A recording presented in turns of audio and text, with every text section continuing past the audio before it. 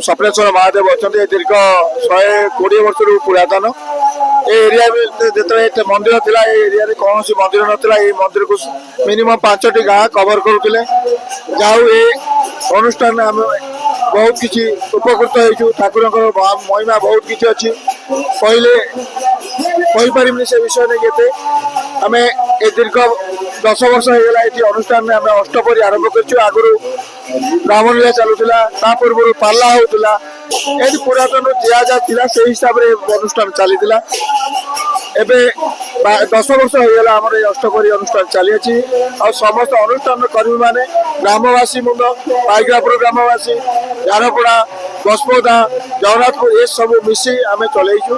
आ समस्त सहयोग अनुष्ठान रही आम आशा कर आगामी एमती एपर्यंत ये अनुष्ठान समस्त सहयोग थी ये अनुष्ठान एमती चली भगवान करतु समस्त मंगल हो।